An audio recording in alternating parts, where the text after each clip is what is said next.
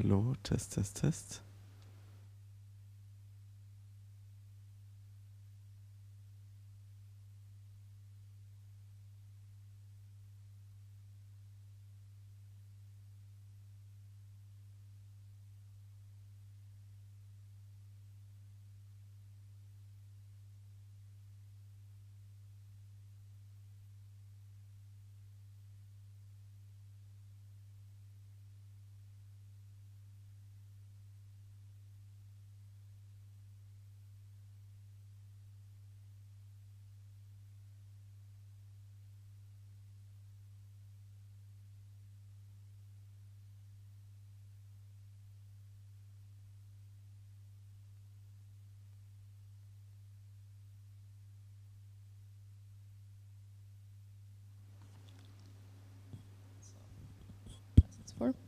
Okay, 1, 2, 1, 2, 1, 2, 3.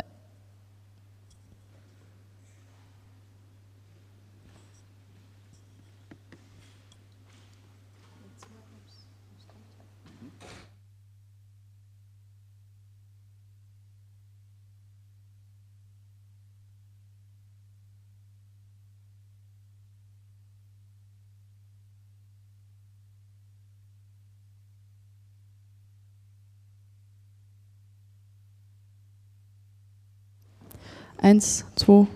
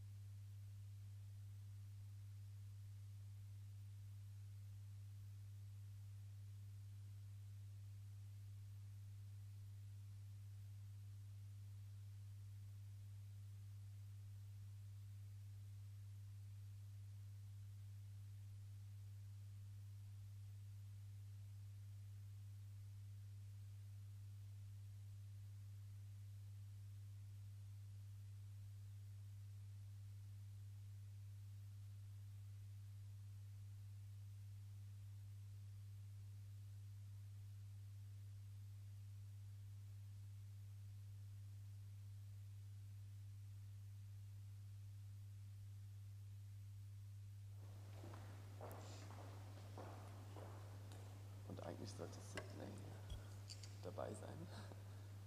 Und wir checken das mal. Okay, hello Sydney, can you hear us?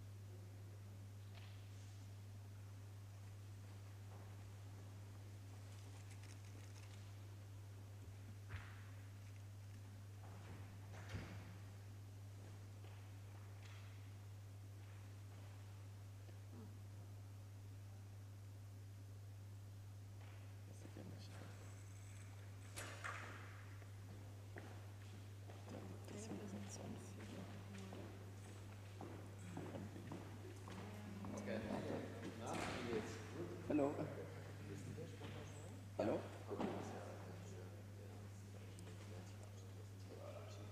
Yeah, I'm listening. Can you hear us? When... Okay. But we can't hear you.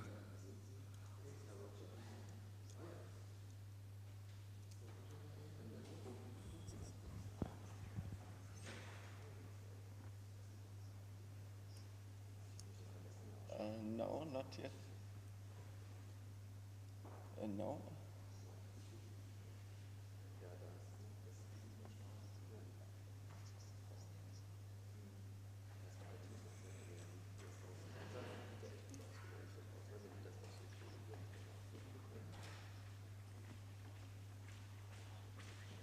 for the streaming in room for you. So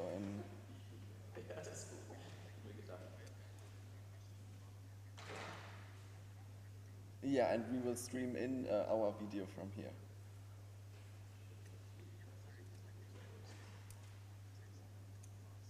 Ah, okay. Sorry, yeah. Yeah.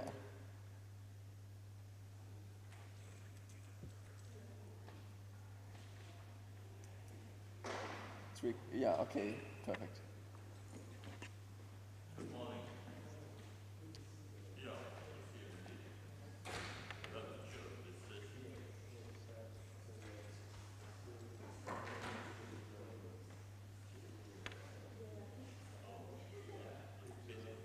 And now?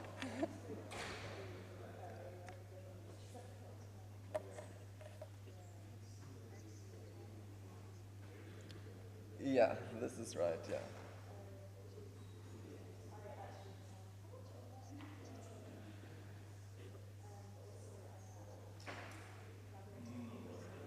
Yeah. Yeah, we can see you. Okay, okay, I can see you. Yeah, you're on screen, I can see you. Here. This is me. Yeah. Yeah.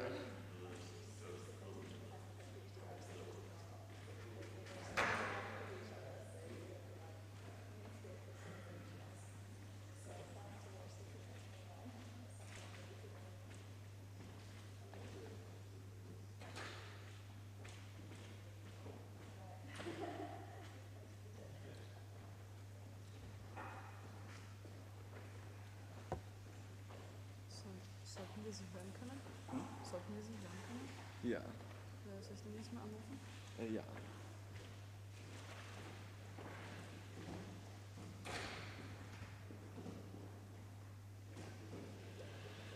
No.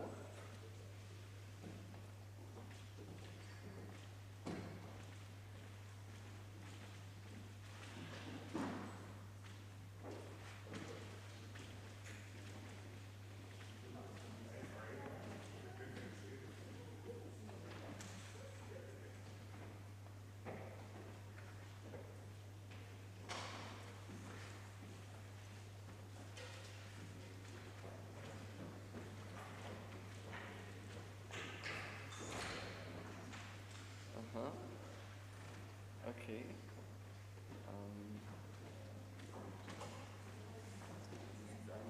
Bei Ihnen.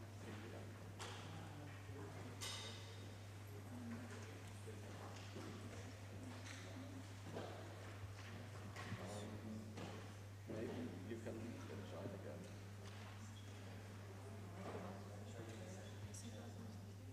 But you can hear us. Is it right? Hello, test, test, test, test, test. Hello, test. Can you hear me, Sydney? Hello, test, Sydney.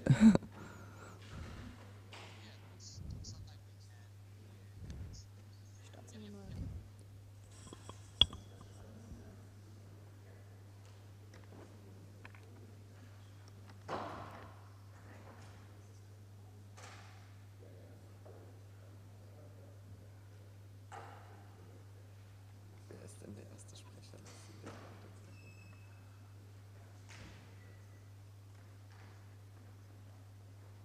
Hello, hello, test, test, test, Sydney.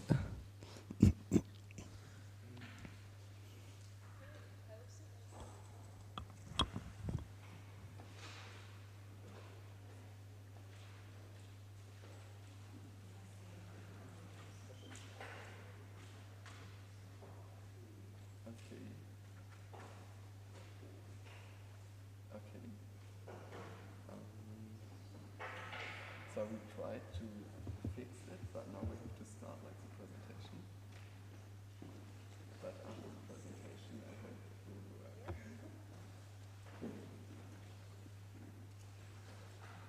We are.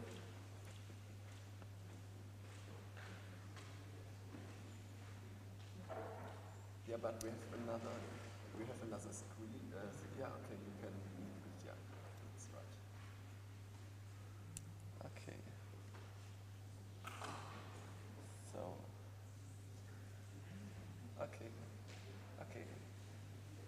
So I will phone you again later. Okay. Ciao. Okay.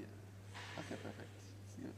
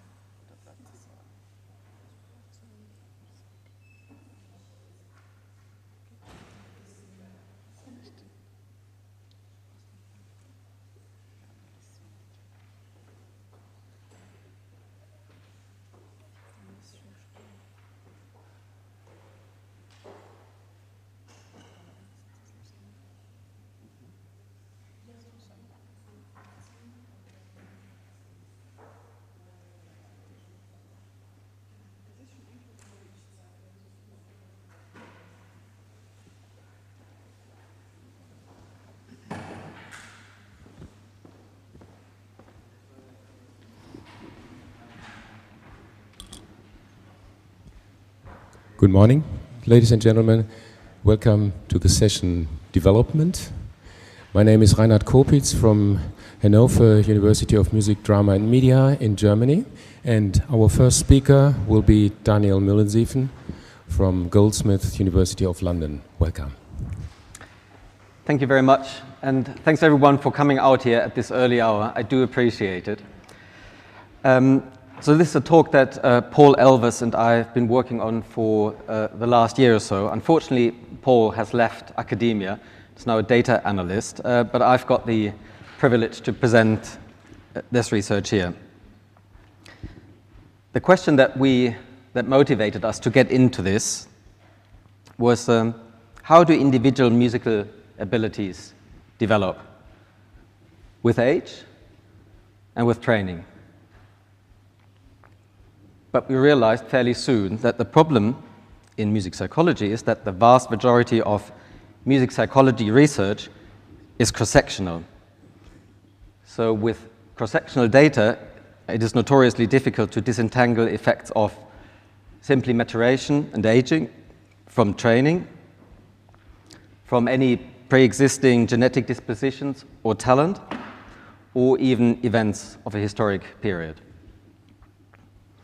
So cross-sectional data can't teach us much about musical development of the individual. And that's true even if cross-sectional data is stratified by age group, like it was done in this Hungarian study from a couple of years ago, where they ran a whole school of children on the same test from the 1st grade to 11th grade. And this study has several other problems. For example, the ceiling effects at the older ages, or the below chance performance at the young age that you couldn't easily explain. So then,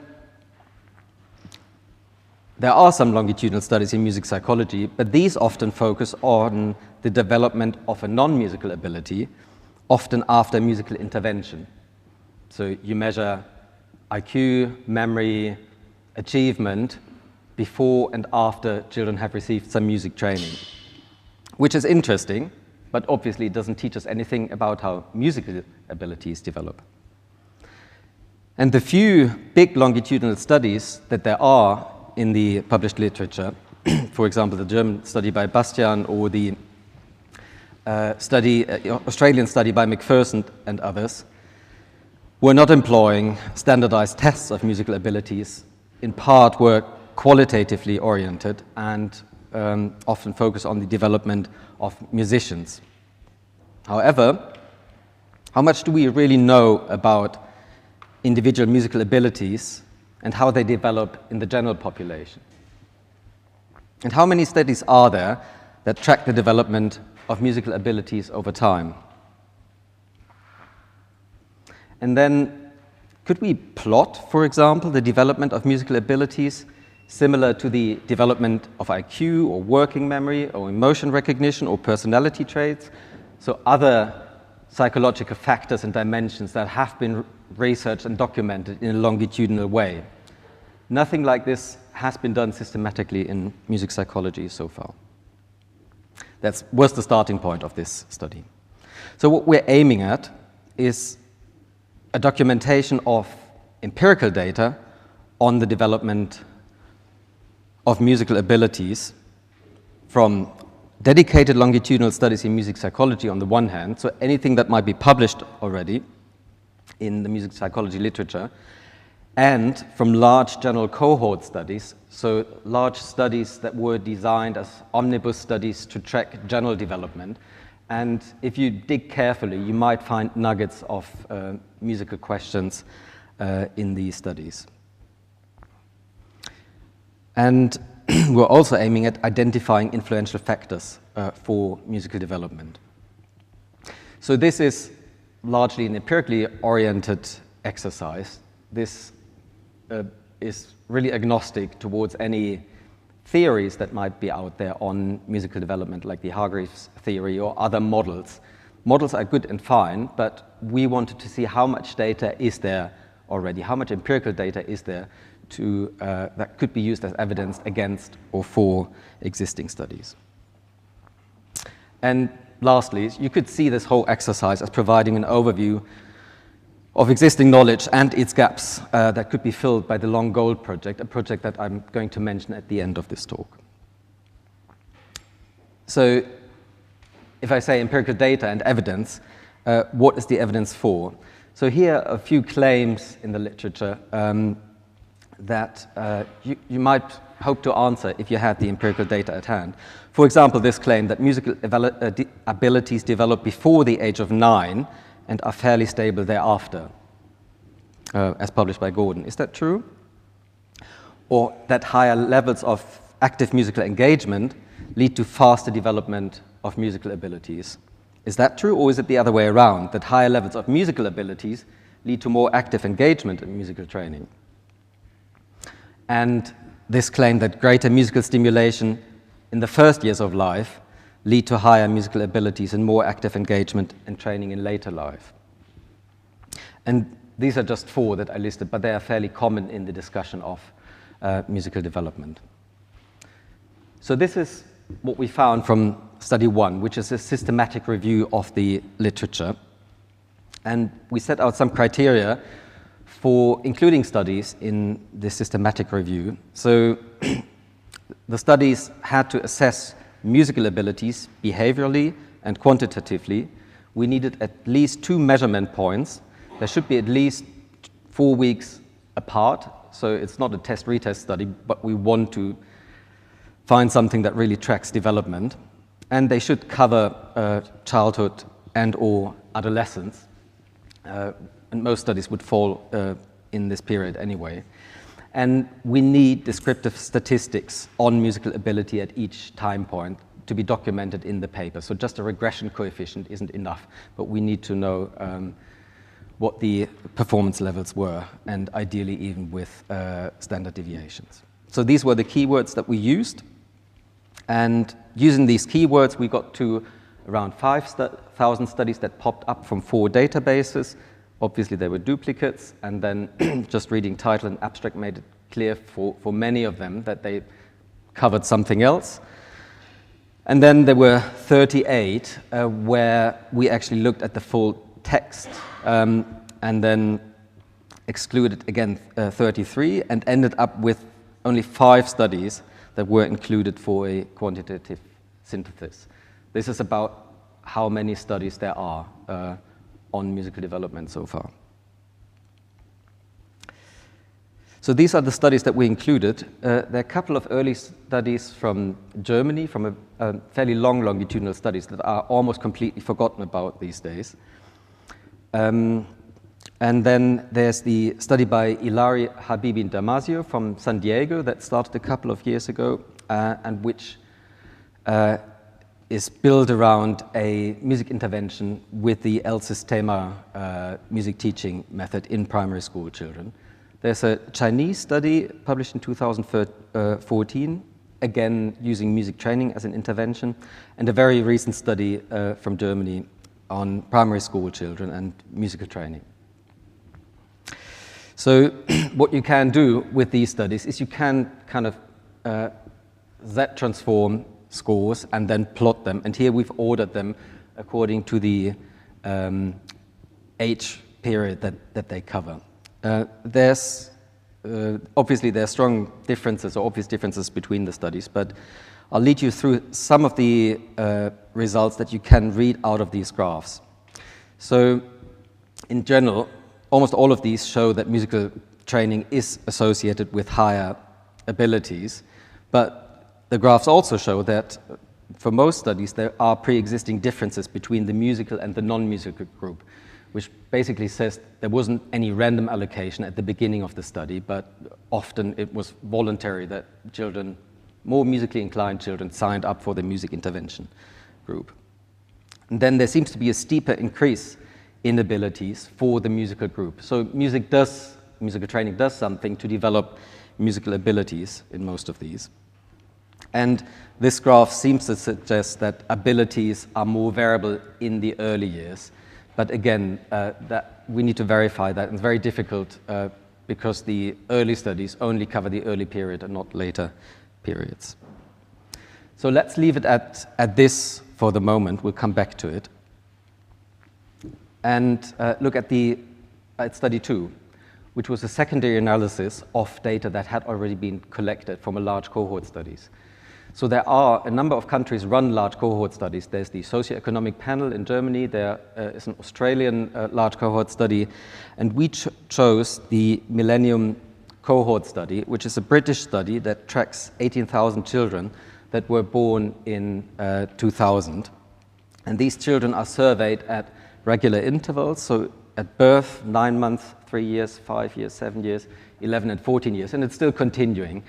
And at each stage, they answer a lot of questions. They have intelligence tests run. All sorts of psychological measurements are taken. And we were lucky to discover 6 musical variables that we could meaningfully use, and that each of these children had been asked. So at 9 months, obviously, it wasn't the baby responding, but it was a question to the parents. How often do you teach your child songs, poems, rhymes? Then when they were 7, they were asked, how much do you like listening or playing music? And then there's also teacher assessments when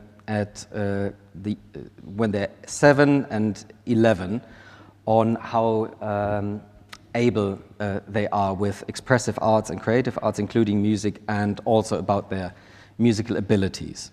So with these 6 questions, what we were able to do is to construct a structural equation model where we track the influence of each of the earlier variables on the later variables. Again, there's a lot of information in there. I'll lead you through the most important points.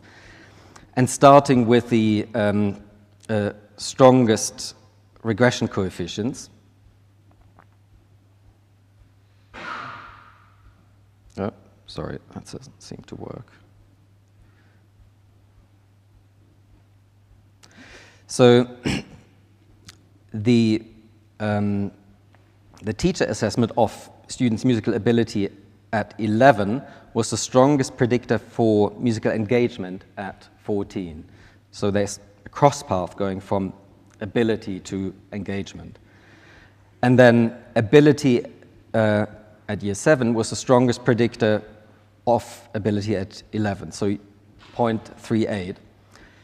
And again, from teacher-assessed ability at year 7, there is a cross path going to engagement. But we find weaker paths leading from engagement to engagement here and here. And parental music encouragement only seems to have a small effect on children's engagement and abilities at later stages. So the effect size is much smaller. All these paths are significant at a level of 0.001, but having such a large sample, that's not a surprise. So what does that teach us?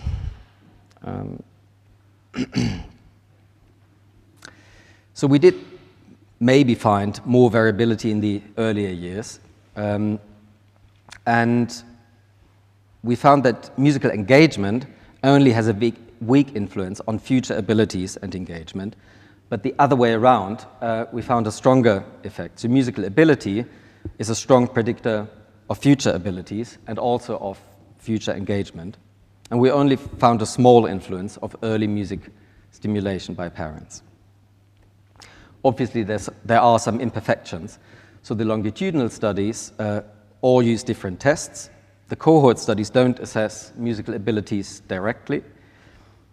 Musical background isn't assessed systematically, and there's an unclear relationship of musical abilities and training with other cognitive and social factors. So this is where the Long Gold project comes in.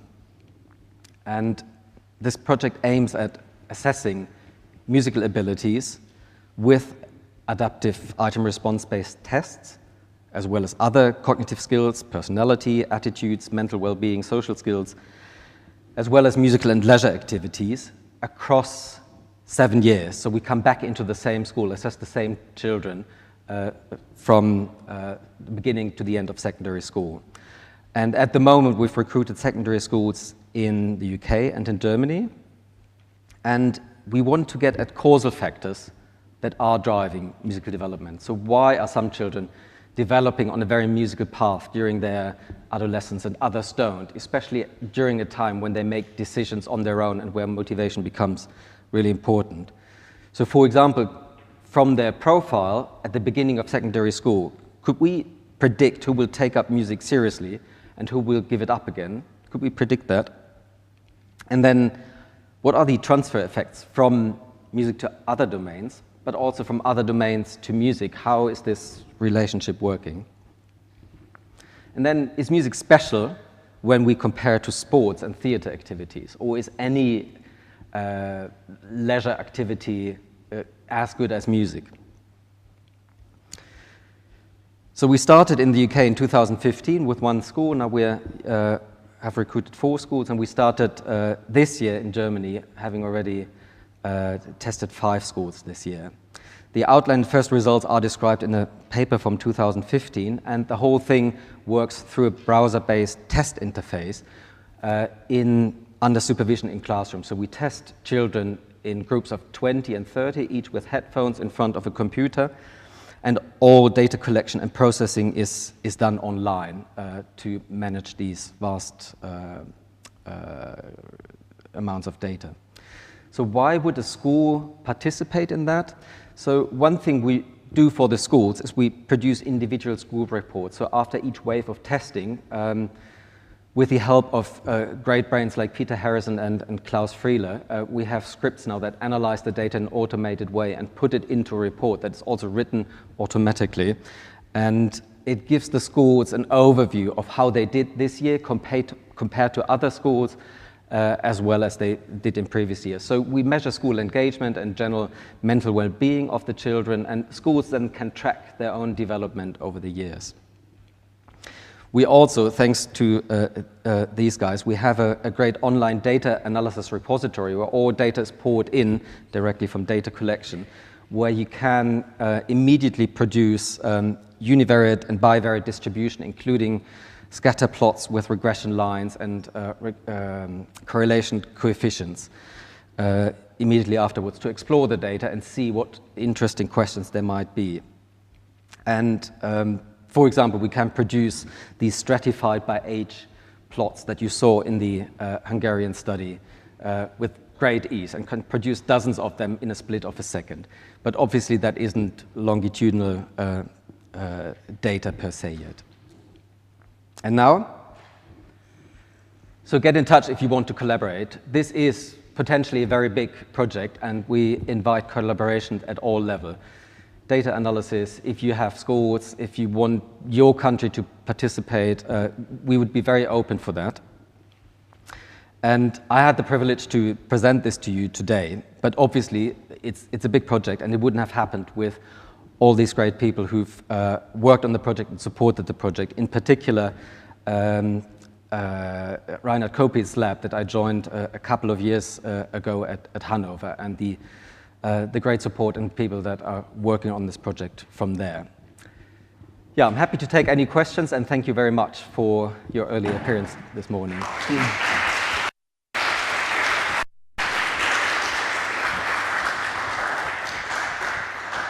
Yes, we have time for some questions and comments. So do we have a microphone? Yeah. So there are 2 questions up there on the left.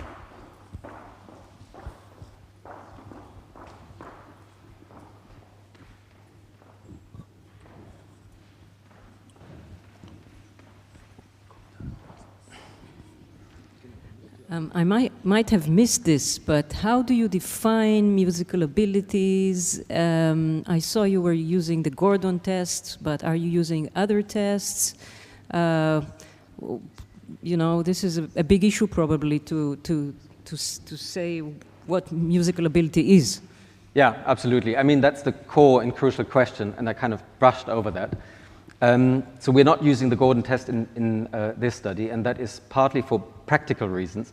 So we want to be able to... I might have missed this, but how do you define musical abilities? I saw you were using the Gordon test, but are you using other tests?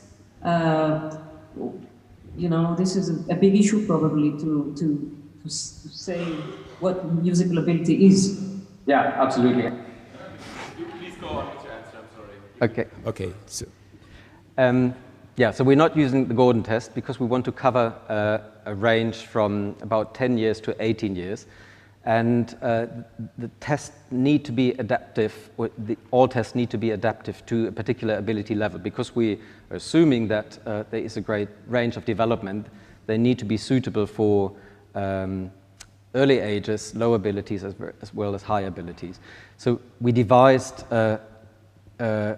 adaptive tests based on item response theory, and these track abilities almost immediately, so to make sure participants don't get too easy items or too difficult items, and we don't waste their time. And at the moment we're testing musical discrimination, which is a musical memory task, very similar to the Seashore and Gordon task. We test beat perception ability, intonation perception ability, as well as emotion discrimination that Chloe Stacey McGregor is going to talk about, and musical imagery abilities. But this battery is fairly open in the sense that as soon as another test becomes available, we can slot it into the battery and continue with that. So each ability is defined, and we publish a paper on it, and we say why this is an important musical ability. And perhaps one day, at the end, we might be able to do the big factor analysis and see whether there's a musical M factor behind all of these. But perhaps they are separate. So at the moment, we're agnostic to whether there's one musical ability factor or whether it's a suite of independent skills. Okay, fine. So there was one question. Each ability is defined, and we publish a paper on it, and we say why this is an important musical ability. And perhaps one day, at the end, we might be able to do the big factor analysis and see whether there's a musical M factor behind all of this. But perhaps they're separate. So at the moment, we're agnostic to whether there's one musical ability factor. So beim Fußball, ne? Wenn die anderen schon schreien. Ne? Okay, fine. So there was one question. Each ability is defined, and we publish a paper. So we're going on here. There was a second question.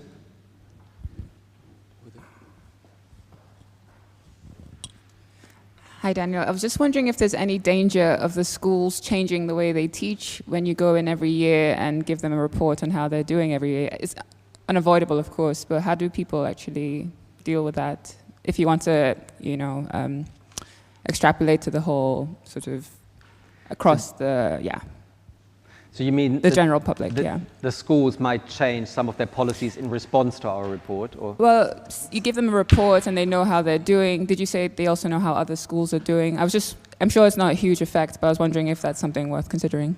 Yeah, so what we also do, we ask children how much music education they receive within the school, how much musical training and activities they do outside the school. And these are kind of the important variables that we track alongside. So if the school changes anything, we should be able to pick that up in the data. Also, it's not just one school, but it's several schools across different countries. So the hope is that if we find any developmental trends and factors that affect developmental trends, they should be fairly robust because not all schools are changing their rules and music education at any one point. The other thing is that schools or music teachers in schools think what they provide is really important for children's music education, but if you ask children, actually they say it doesn't really matter. The music they do outside the classroom is often the most important impact. Okay, so there is one final question, a written question from Sydney. So Sydney asks, what are the criteria for including a school in the study? So in an ideal world, we would have some representative stratified sampling across different countries, but obviously with a low budget study, that's not really possible. So we include any school who is serious and who can sign up for testing over the next 7 years. So anyone can participate. Special needs school is the one thing that we have to exclude, just because there's a lot of reading and understanding instructions, and the battery is fairly lengthy. But otherwise, any secondary school in the world, or in the Western world, would be able to participate.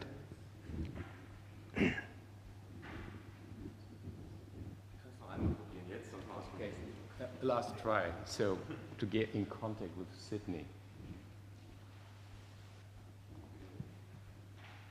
Can you hear us? Yes. Hello, can you guys hear us? Yes, we can hear you.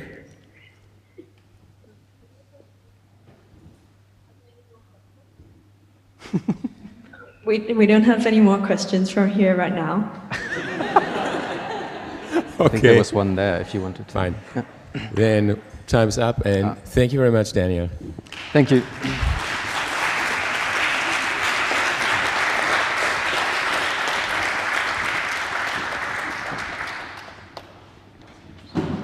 Thank you.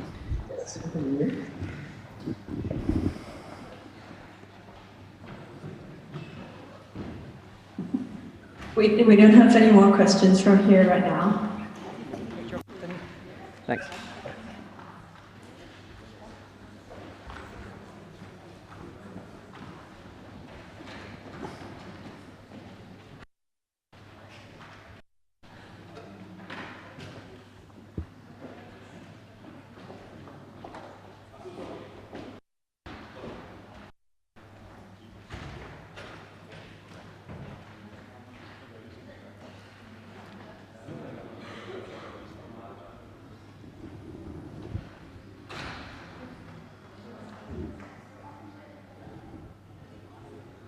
Are you presenting now? I'm last on this. Oh, last, okay, yeah.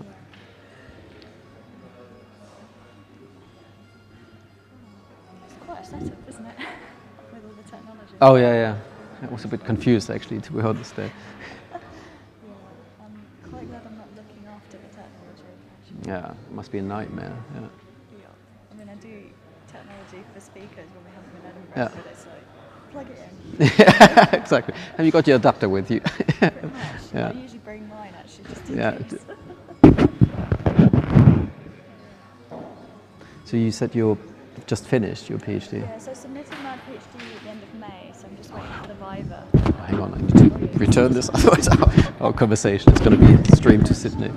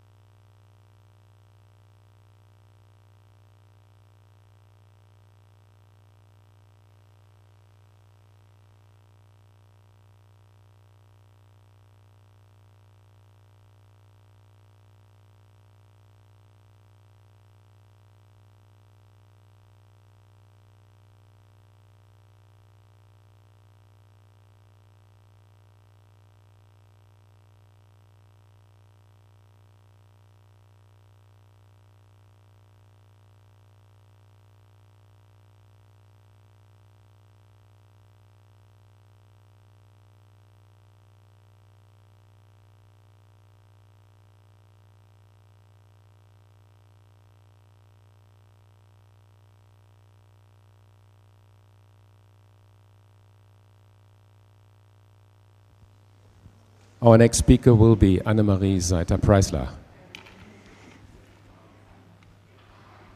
Yes, good morning, ladies and gentlemen. Today I would like to talk about inter-individual differences in auditory perception. So probably this is not what you expected in this talk, because initially it was planned to give a developmental talk, and the sessions could not be changed, so I hope that this will also be of some interest to you. So when you hear a musical sound, so most of the musical sounds are composed of a fundamental frequency and the overtones. So you have the harmonic series, and for instance in this, kann man den Sound? Does the sound work? So, for instance, in a bassoon sound, I hope you can imagine what it sounds like. So you have a very low pitch at the fundamental frequency, and you have all the overtones that are shown here. And in speech, you have a similar situation. So you have speech vowels, and they are also constructed of a fundamental frequency. Here, in this case, the vowel ä, the English vowel, with a fundamental frequency of 112 Hertz, where you also perceive the pitch of the speaker. So you have a high similarity between instrumental sounds and voiced sounds of speech. And so there is the question if everybody perceives such sounds in the same way. So it might be obvious, but if you really do tests, you find some interesting phenomena. And this has been detected already 170 years ago by Horst Schebeck, that if you present a harmonic complex tone and you eliminate the fundamental frequencies, people still tend to perceive this missing information.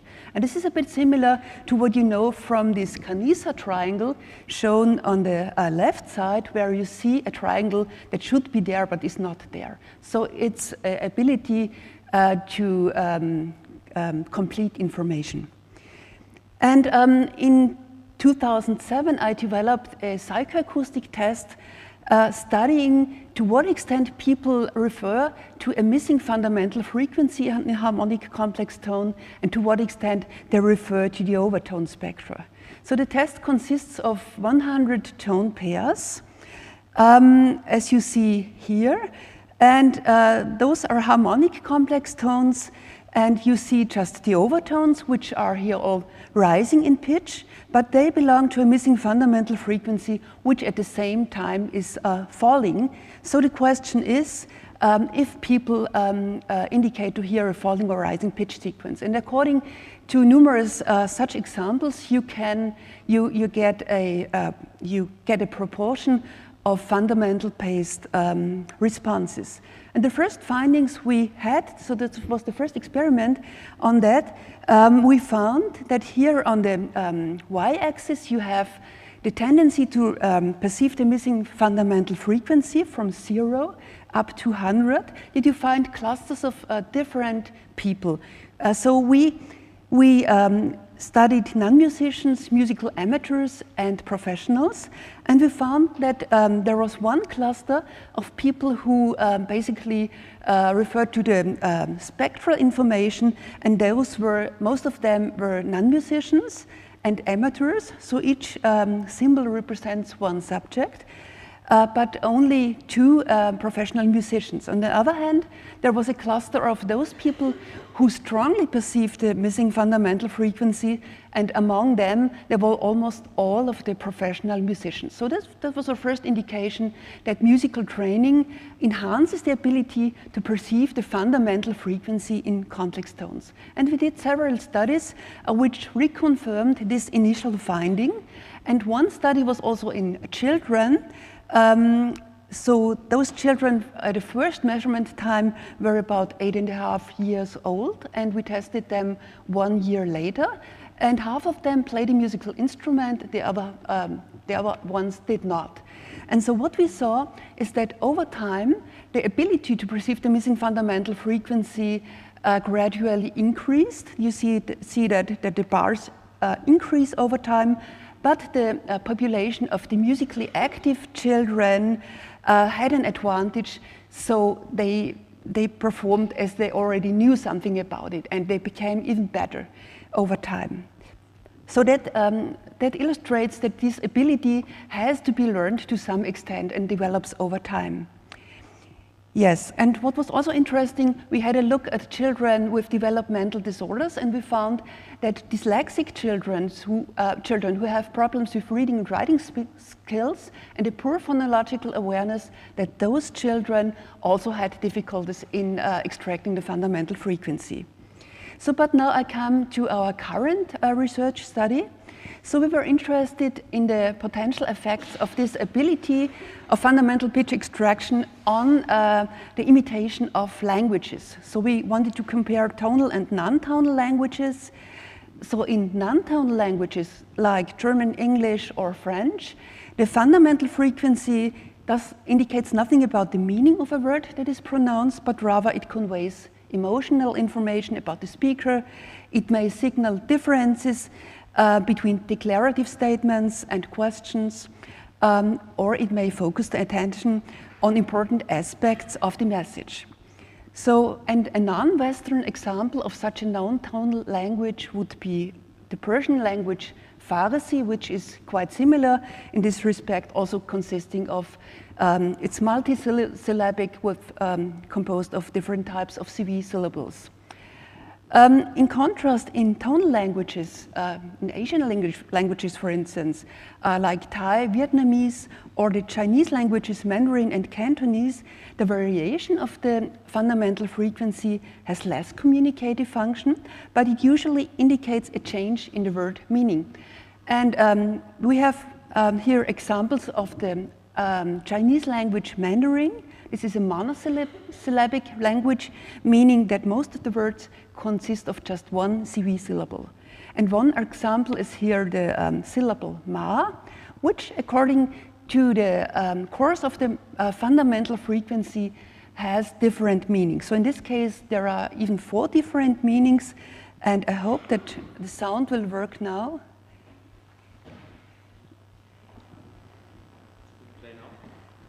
Ja, das hier. Ah, du musst den. Das ist nicht umgeschaut, okay. Genau, sonst kann man nicht Play drücken. Ma, okay. Ma, ma, ma. So the 4 meanings you heard now was mother, hemp, horse, and scold. So very different meanings. And on the right side, you have an illustration how it would look in notation. So it's like different short melodies here. And so our hypothesis was that subjects who speak more languages and play more instruments should be better at learning any language, tonal and non-tonal languages, but that those subjects who perceive the fundamental frequencies to a strong extent should have an advantage in Mandarin, while there should be no difference, no advantage for the Persian language Farsi. So which we compared Farsi and Mandarin. And we compared 70 native-speaking German adults. They also had to fill out a questionnaire. We asked for the highest educational level of the subject and of their parents, the number of played instruments, so instruments they ever had played, and the number of foreign languages spoken. We also administered the EMA musicality test, consisting of a tone, so you get a tonal and a rhythmic score of this test. So you have here first a melody that's played.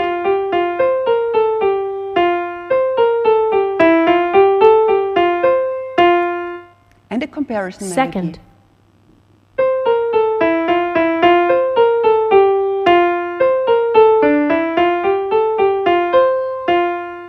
And the question is, was there any difference, and was this difference in the melody or was it in the rhythm?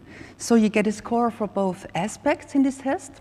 And we also used a short version of the auditory ambiguity test, measuring the tendency to perceive the fundamental frequency. We also used a speech imitation task developed by my colleague Markus Christina. It consists of 4 sentences in Mandarin and 4 sentences in Farsi. that are presented for 3 times, and the subjects have then to repeat those sentences, and they are rated by native speakers on how native-like the recordings sounded to them. And here you have some acoustic examples. This is one of the Mandarin sentences here. 他潜伏多年了，我从来不愿玩命上班，收发邮件。 Okay, and this is just the contour of the fundamental frequency which it was extracted here.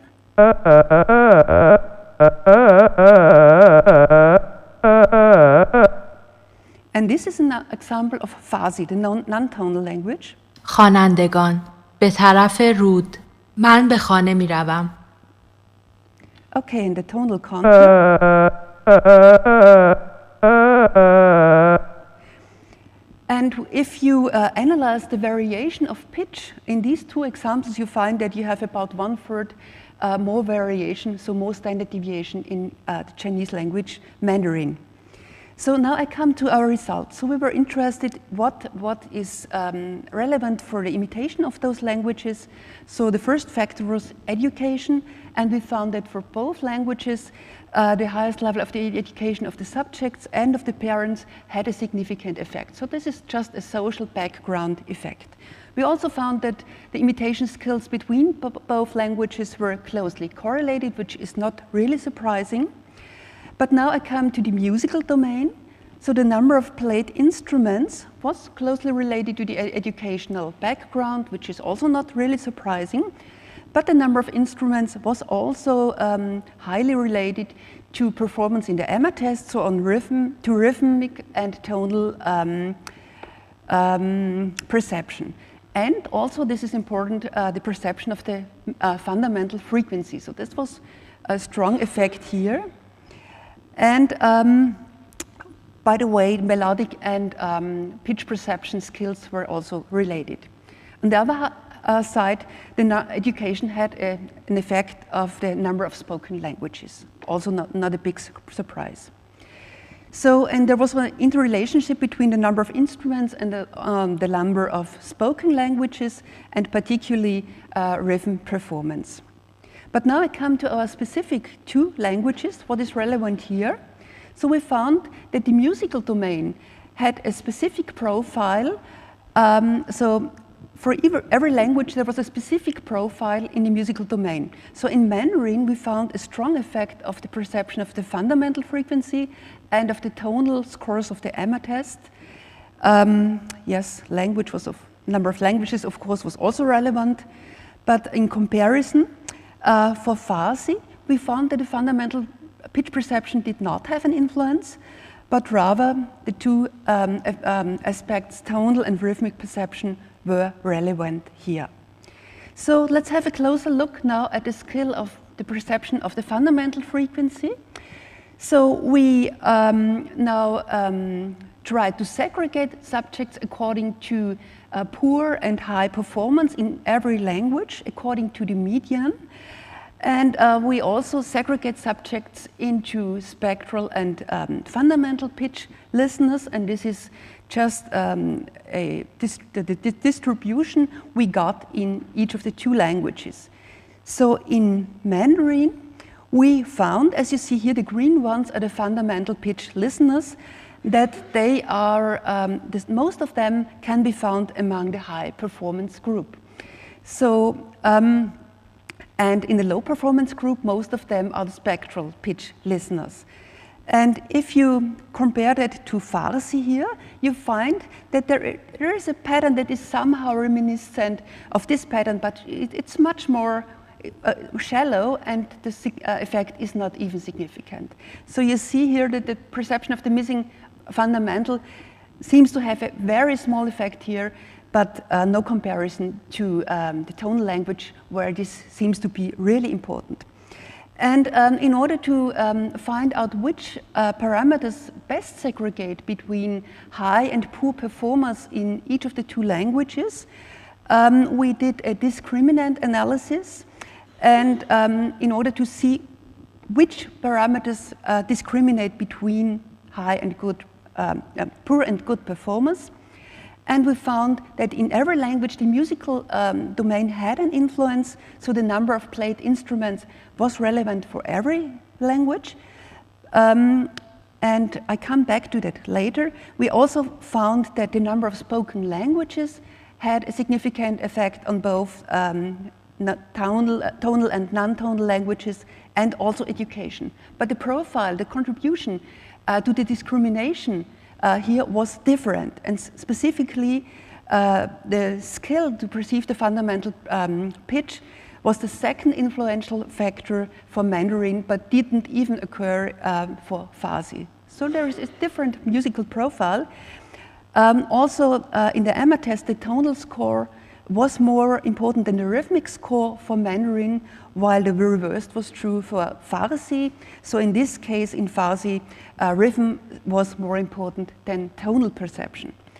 So in summary, that means that all of our initially raised hypotheses were confirmed. So there was this effect that people who speak many languages, who play many instruments, are better at both languages.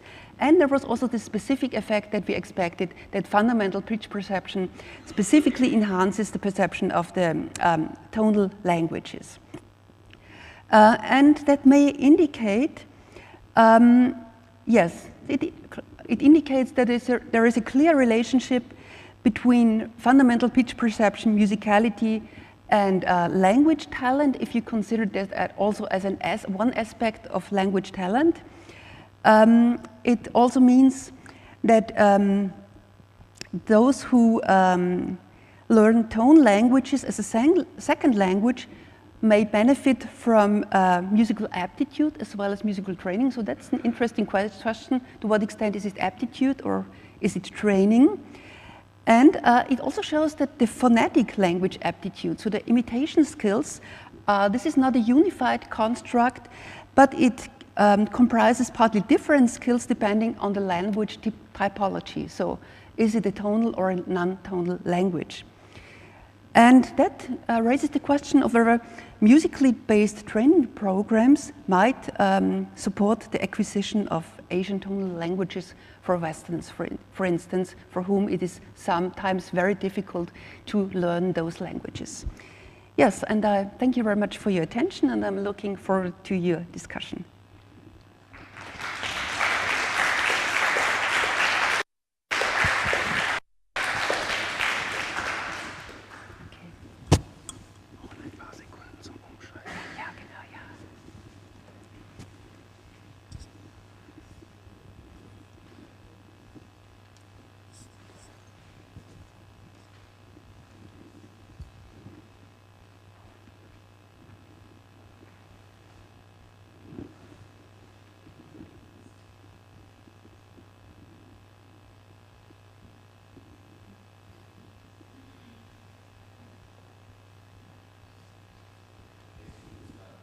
Yes, we can start with the questions here.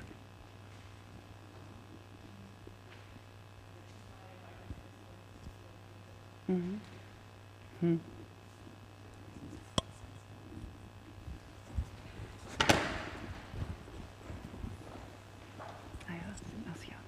Thank you for the interesting talk.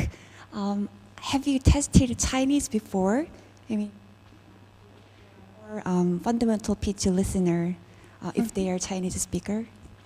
No, this is the first study on language perception, because I've been more into the individual differences in the perception of complex tones, and so that was one question that was arising, if that would be relevant for language. So this is the first study in this respect.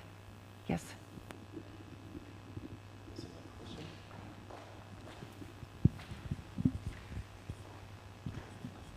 Hello, can the people in Sydney hear me? They yes, can hear me? we can. Okay, good. I'm curious, are people who speak tonal languages more likely to be fundamental listeners? Has anybody tested that? Not yet. That would be a logical consequence of those findings, because those were native German speakers. I think that would be one of the experiments that should be done as a consequence of those findings. are there any questions from Sydney?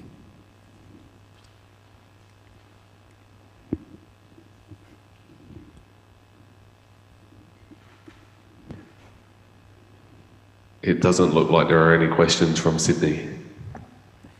Okay, we can continue here.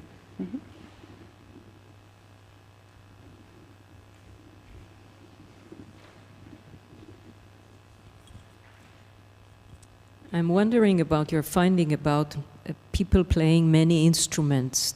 Does that mean they play more years? Does that mean, what's behind this type of information?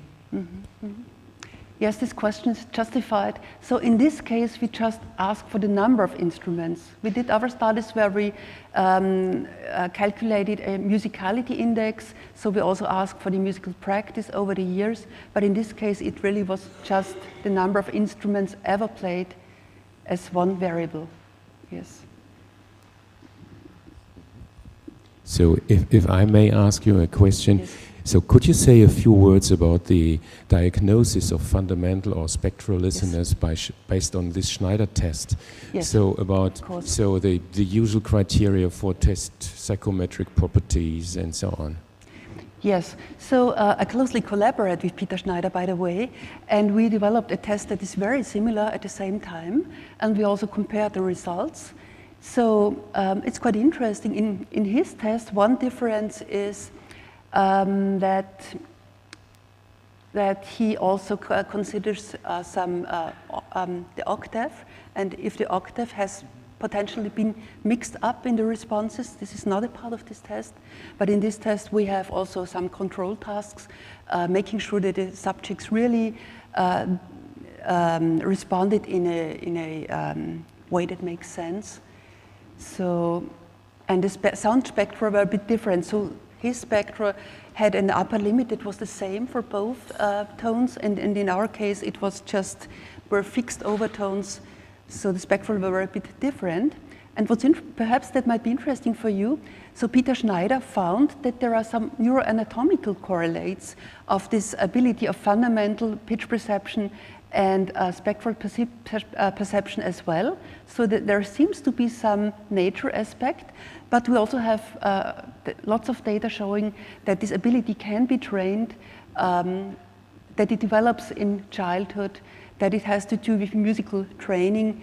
So both seems to be true. There seems to be an interaction between nature and nurture, as so often. Okay, thank you.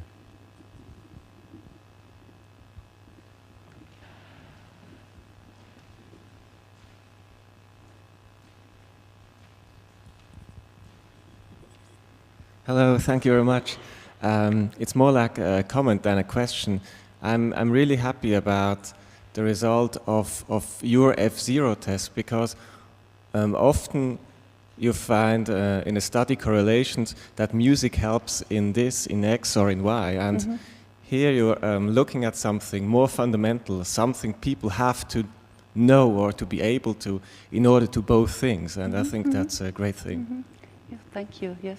Yes, we also did some experiments asking if this ability can be trained over time, for instance, and it is true. So it is possible. So if you just have naive subjects that are doing the test again and again, and they get no feedback as to the purpose of this test, the tendency to perceive the missing fundamental frequency gradually increases over months. So, and this is implicit learning, because subjects are not aware that something changed in their perception. And we think that musical training also has this implicit effect that something changes here in the attentional focus, how we perceive harmonic sounds. Okay, so there would be time for one more question. Richard? There's a difference between the two tests. The test to the fundamental versus spectral frequency test is constant tones, which are not moving, and the ability to hear language, tonal language, is always moving fundamental frequencies, right? And I'm wondering if you could find out more about the connection by creating a test in which all of the tones are moving together, and then find out in that situation if people hear the fundamental, whether that would make a difference. Sydney? There's a difference between the two trends. Okay, yes. Perhaps we discuss it later. I think you should give an answer to Richard, and then we will close this talk. Yes, so in language you also have, you don't only have this fundamental picture information, you also have deformance, which may also change over time, which is a spectral change, and both goes together. So I don't know if this is the answer, but yes, you have an equivalent in language as well for the spectral changes. Okay, so I think, is there? Final question? Okay, is there a final question from Sydney? Just to be fair. This seems not to be the case. Okay, thank you very much. Thank you very much. Yeah.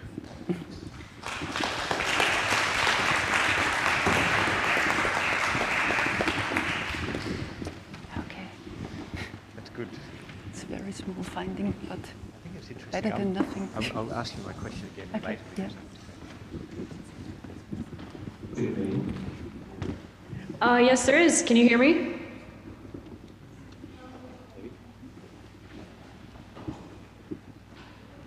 I was wondering if your inclusion of musicians also accounted for vocalists.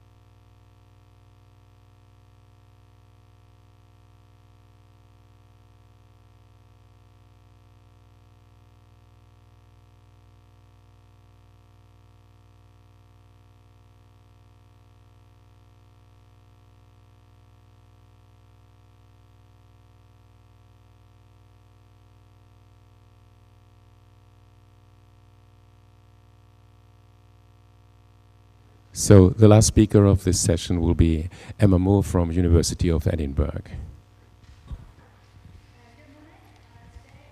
Talking about developing auditory-motor timing skills to support literacy skills in children with dyslexia.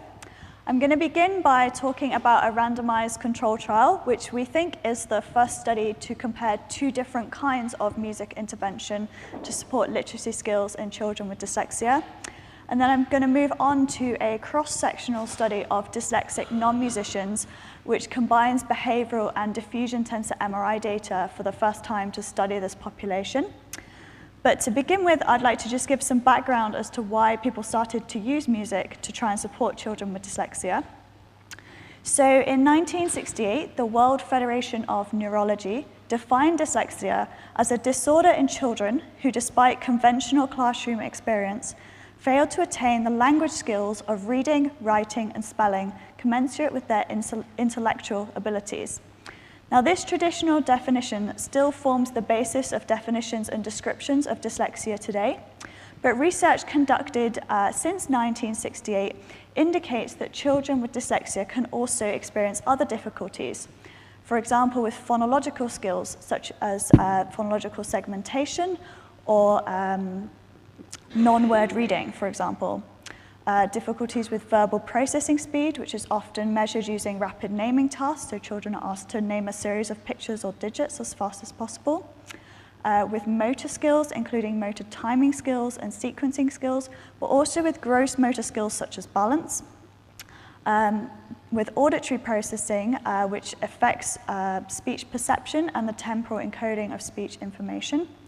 And there was also some evidence that children with dyslexia could experience difficulties with musical rhythm skills. So around the year 2000, a bit later, people became interested in the idea that dyslexia might be associated with multisensory timing difficulties, which led to the suggestion that musical training might be a helpful tool for improving language and literacy skills in children with dyslexia.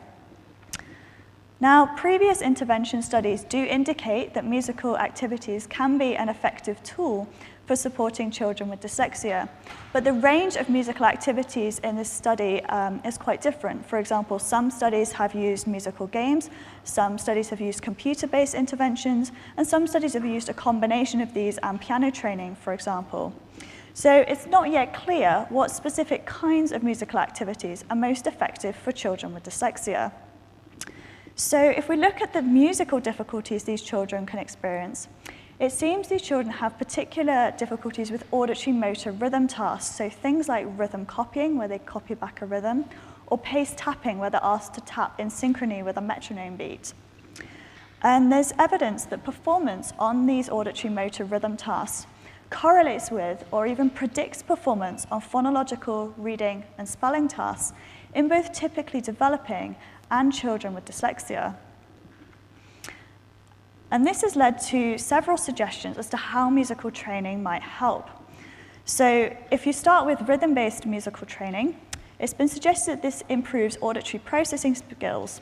And according to Talal and Garb and Tierney and Krauss, this is a rapid auditory processing, which supports phonemic processing, and in turn, phonological skills and literacy skills. A similar but slightly different version is that rhythm-based musical training supports auditory processing skills at slightly slower timescales that are relevant for syllabic processing in speech, which in turn supports phonological and literacy skills. And this is more of Goswami's model. However, there's increasing evidence from the field of language research that speech perception is an auditory motor as opposed to purely auditory process. And there's also evidence to indicate that phonological segmentation tasks also involve premotor brain regions, whereas this is not the case for other kinds of phonological skills. And phonological skills, segmentation skills, have also been reported to be the best predictor of later reading and spelling development. So what I was really interested in looking at is whether developing auditory motor timing skills may be key for improving literacy skills in children with dyslexia, particularly those literacy skills that are reliant on auditory motor timing as well, such as phonological segmentation.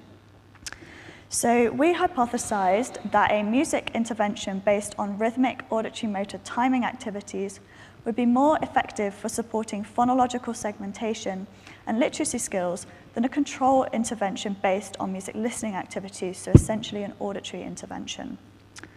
So to test this, we used the musical activities program designed by Ovary for children with dyslexia, which focuses on developing auditory motor timing skills through a series of musical games.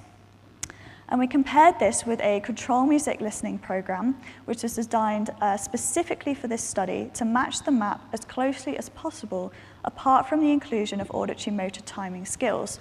So this was also a series of musical games, but they were based on music listening. And we predicted that after 15 weeks, the children allocated to participate in the map, so our auditory motor music intervention, would make significantly greater progress than children allocated to participate in the control music listening program, so our auditory intervention, in auditory-motor rhythm skills, phonological segmentation, and literacy skills. And we also predicted that improvements in auditory-motor rhythm skills would predict improvements in phonological segmentation, which in turn would predict improvements in literacy skills. So we had 36 children aged 7 to 11 with a diagnosis of dyslexia from 2 primary schools in Edinburgh take part in this study. And the children were allocated to take part in their respective interventions using a cluster-based random assignment procedure. So this ensured that half the children from each school took part in each intervention and controlled for the effects of classroom music experience, but also factors such as socioeconomic status. And all the children took part in their activities for 20 minutes, 3 times a week for 15 weeks as part of the normal school day.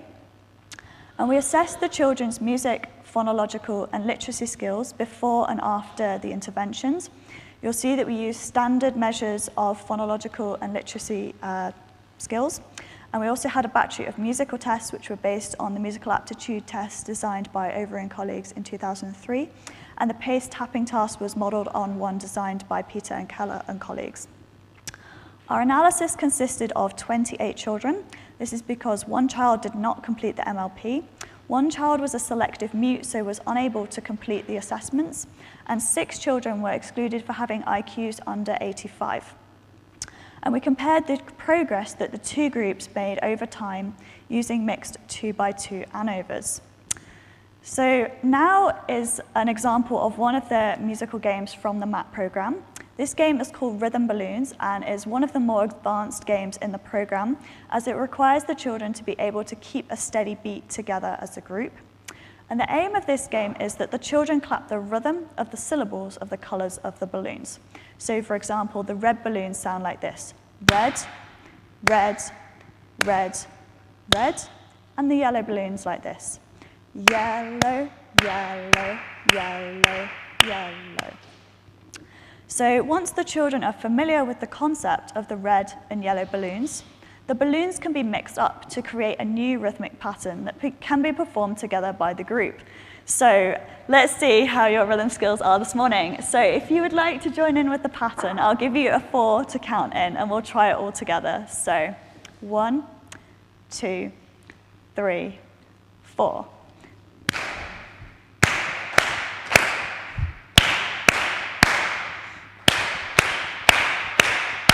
Great, well done.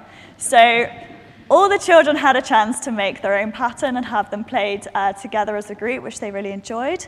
I could ask one group of children to play the red balloons, one group of children to play the yellow balloons, possibly on different instruments or using different sounds. So really the possibilities for this activity are quite endless. And those of you with musical training amongst you will notice that the red and yellow balloons correspond to crotchets and quavers. So moving on to the results. So when we compared the progress of the 2 groups over time using standard scores, we found that the MAP group, shown here in green, made significantly greater progress in standard scores of spelling and word reading efficiency than the control MLP group. You can see that the MAP group scores increased over time, which indicates they were making greater progress than would be expected given the time course of the study, while the MLP group were falling slightly behind, which is not uncommon for children with dyslexia, as these tests are normed on typically developing children. And we also found a strong trend for the same effect in single word reading.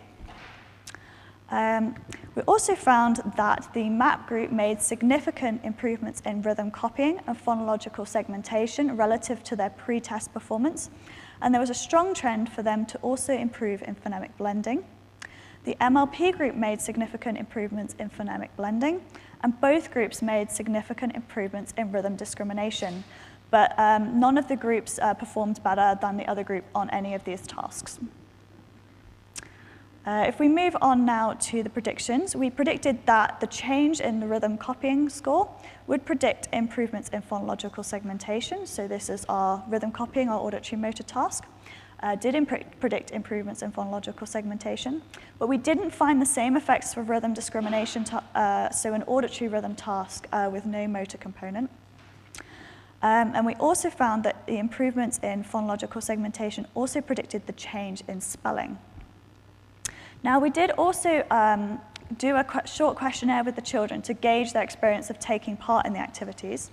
And I'd just like to share with you the answers to one of the questions just now, which is, what do you think you learned or got better at? Now, here the responses from the children in the MAP group are shown in green, and from the MLP group in yellow. And you'll see that some of the children picked up musical skills, which is good. They were doing music, such as rhythm and knowing what different instruments sound and look like. There were a couple of children who picked up some literacy skills, such as spelling or knowing what sounds to write.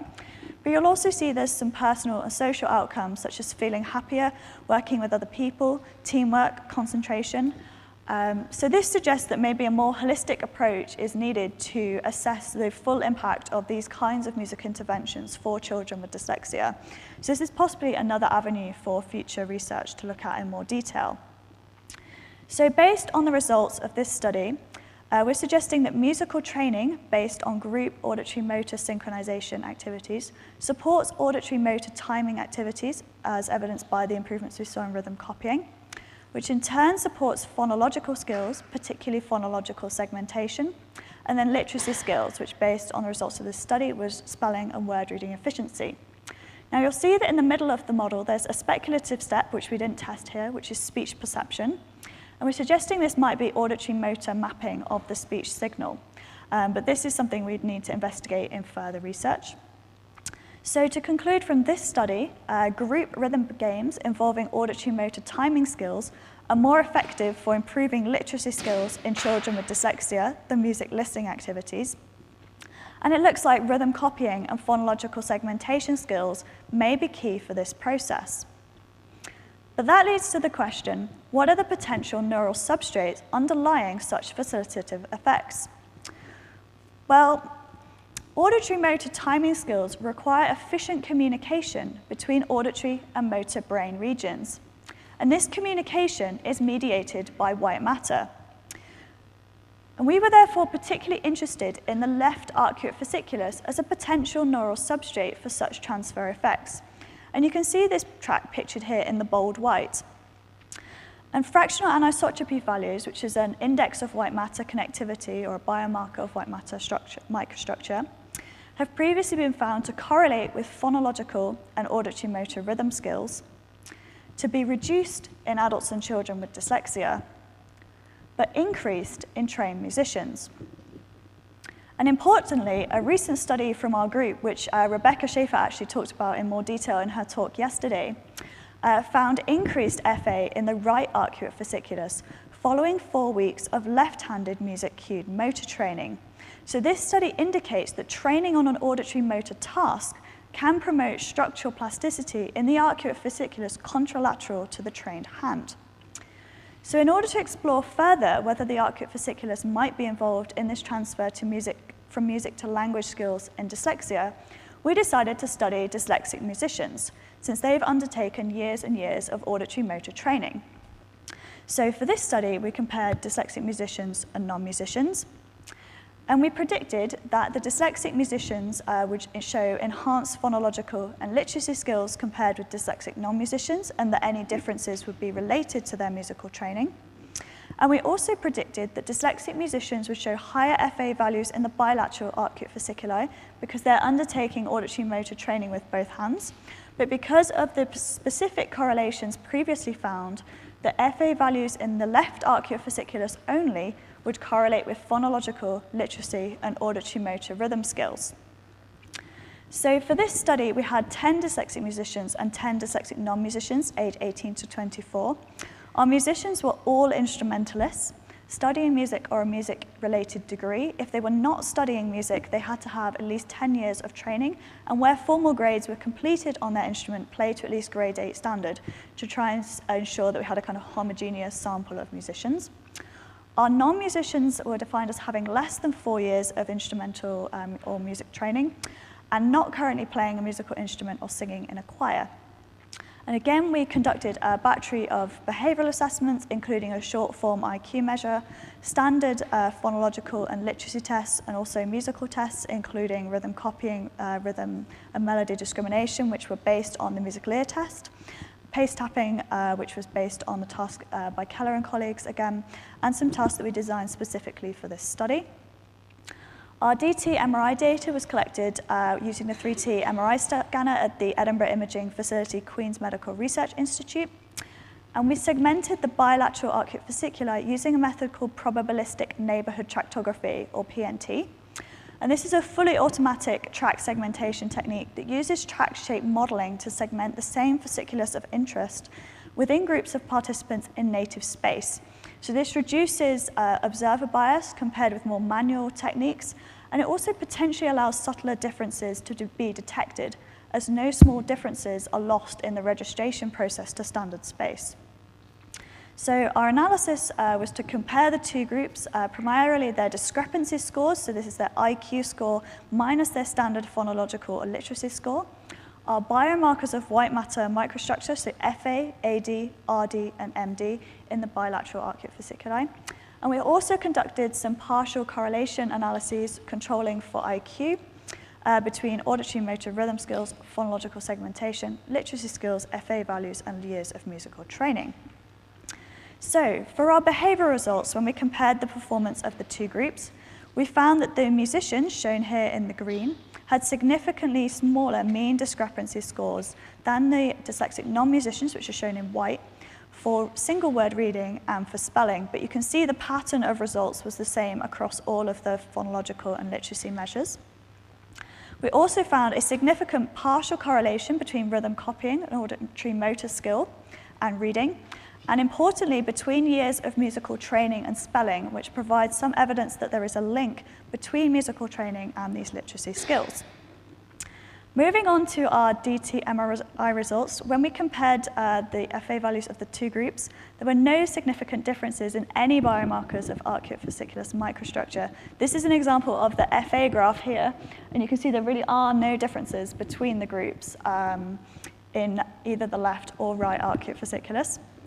And we also found no partial correlations between FA values and any of the other measures that we tested, which isn't what we expected. So in terms of some possible explanations, well, firstly, this is a non-typical population, so we don't know if their brains are affected in the same way by musical training. We also used tract averaged FA values for the analyses, whereas other correlation analyses have looked at specific segments or regions of the tract. But it's also possible that the arcuate fasciculus isn't involved, and we need to look at a different tract in the brain. So together, these results indicate that musical training helped remediate dyslexic musicians' literacy difficulties, and these results are highly consistent with the intervention study, Study 1, which I just talked about. And these results also extend previous research with dyslexic musicians, showing that they have improved spelling and reading accuracy, as well as auditory processing abilities and reading fluency or timed reading, and that these differences are at least partly related to musical training, which is important. But we had no evidence from this study that the left arcuate fasciculus is a potential neural substrate of these transfer effects. So to conclude, long-term musical training is associated with improved single-word reading and spelling skills in adults with dyslexia, which further supports the use of musical interventions to improve phonological and literacy skills in children with dyslexia. So I'd like to thank my supervisors for this project, Dr. Katie Overy, Professor Holly Brannigan, and Dr. Mark Baston, as well as all my participants. And we'll pass over for any questions, I guess.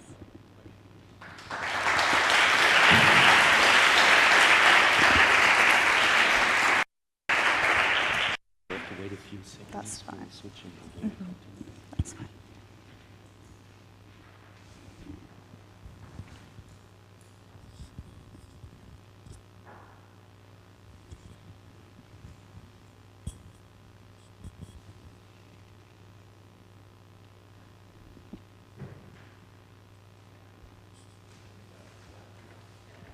So, okay, ready to go for the discussion.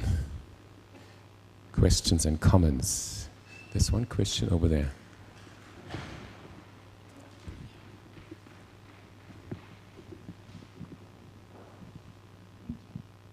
Hi, thank you. That was really interesting. I was wondering if there have been any studies comparing music interventions for dyslexia with similar arts, non-music arts programs, and if you thought that maybe like drama or poetry kind of skills could also help as well as music?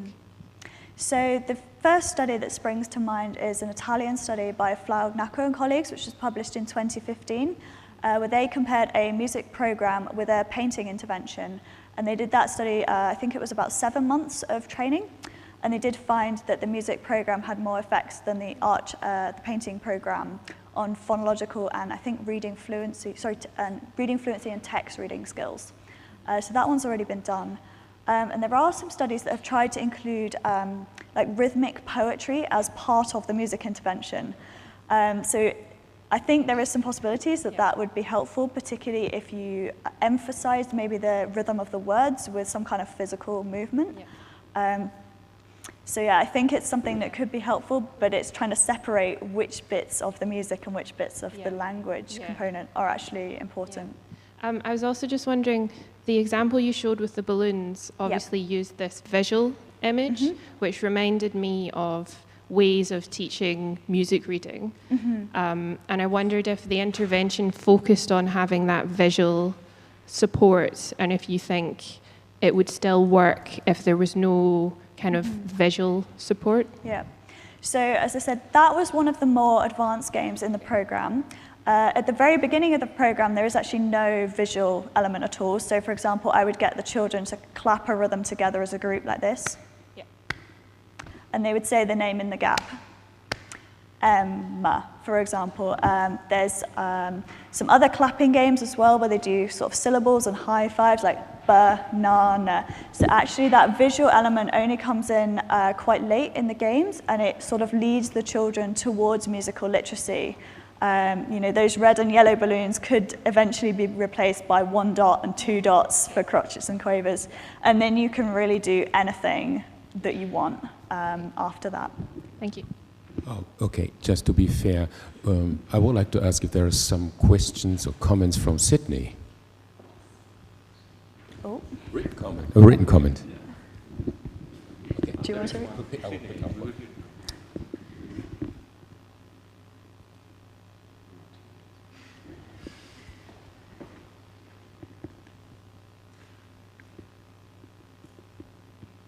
Okay, there's one question on the sustainability of the observed effects in terms of long-term effects. So in terms of a follow-up study or... Yeah.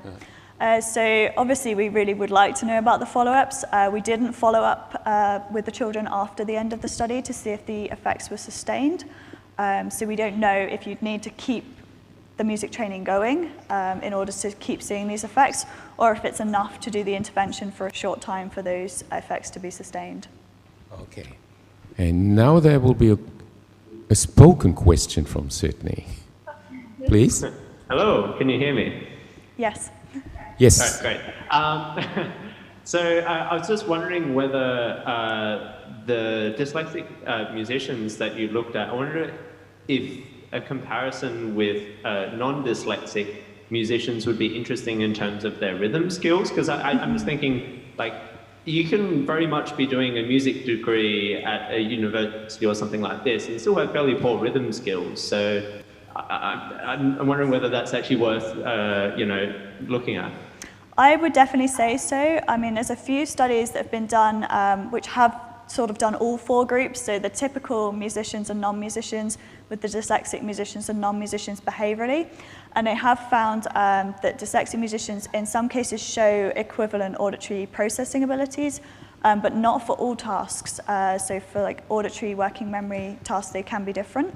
And I think you are right about the rhythm skills. I mean, some of my participants reported that they found rhythm skills difficult. So I suspect that you would maybe see a sort of staggered effect with the typical musicians and then the dyslexic musicians and then the dyslexic non-musicians, if that makes sense. But yeah, that's definitely something that's worth looking at.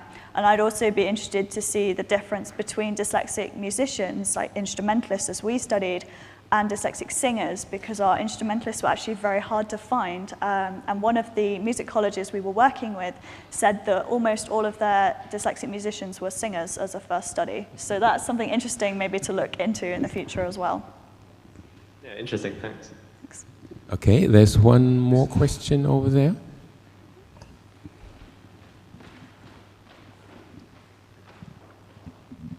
Thank you. That was a great talk. Two quick questions. Is the musical intervention program, is that published anywhere? It sounds really interesting. I'd like to know more about it, and how also are you tailored to different abilities and age levels as well? Yep, so the part of the music program is published in Overy 2008 in the Music and Dyslexia, A Positive Approach book, but we're also looking to publish it as a full resource for teachers right now. So that's something we'll be working on over the next sort of 6 months or so in collaboration with a commercial publisher, so hopefully it will be widely available. In terms of tailoring it, it's very much about understanding the needs of the group, and moving on only when everybody in the group is ready. So they would all start with the very basic activity at the beginning, and I'd maybe introduce sort of 3 or 4 activities at a time, and we would repeat them until they become more confident, so you can really move at the pace of the group. But also if there's some children within the group that are struggling, you kind of let them learn by observing, and they do pick it up eventually. Or in one of the games where they're asked to clap the rhythm of their name, for example, if someone has a really difficult name, like, Moore is really quite easy, but some of the other children had really challenging names, you can clap it and get the whole group to repeat it together. So that way that child doesn't feel singled out, and everybody can learn it together as a group. So that's very much what the program is about in terms of bringing everyone forward together. Second short question and short answer, please, because time's up now. So the second study, how sure can you be that the differences in reading and writing skills between dyslexic and non-dyslexic musicians are due to the training and weren't pre-existing? Well, we did control for IQ, which was one thing, and then we got the correlation with years of musical training for spelling. So there was some link between the two, but we can't be absolutely definite. Thank you, Emma. Thank you. Yeah? Thank you for attending the morning session. See you soon.